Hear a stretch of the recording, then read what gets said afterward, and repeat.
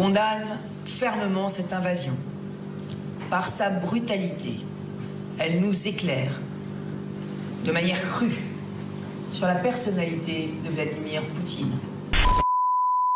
J'ai cru que Vladimir Poutine ne franchirait pas cette ligne rouge, car une solution pacifique pouvait être obtenue.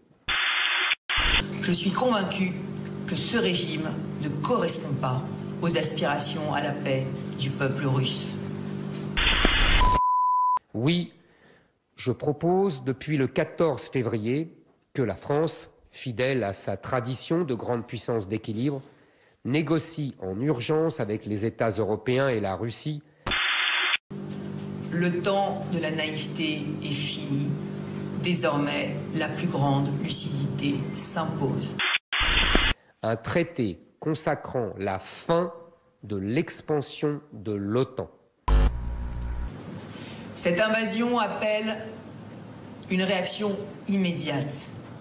Je souhaite que l'Union européenne, en coordination avec les États-Unis et le Royaume-Uni, ainsi que les autres membres de la communauté internationale, s'accordent dans les plus brefs délais sur les sanctions les plus fermes, ciblant personnellement les responsables de cette guerre.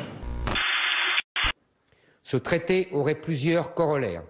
La résolution des conflits territoriaux en Europe orientale, le respect de la liberté et de la souveraineté de tous les États concernés, en particulier l'Ukraine, et le retrait des troupes russes à la frontière de l'Ukraine. Je demande que l'Union européenne mette en place immédiatement un plan d'aide répondant aux attentes de l'Ukraine, qu'il s'agisse d'aide humanitaire ou de ses demandes spécifiques en équipement de défense. Il n'est pas trop tard.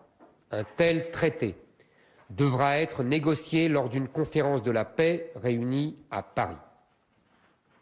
Il nous faut une paix durable. Mais l'urgence désormais est de faire taire les armes.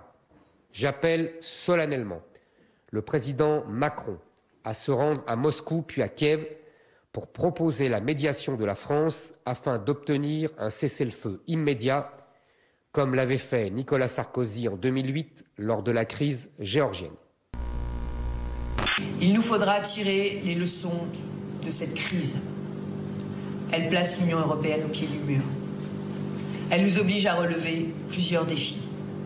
Et nous devrons prendre, dans les semaines qui viennent, des initiatives fortes.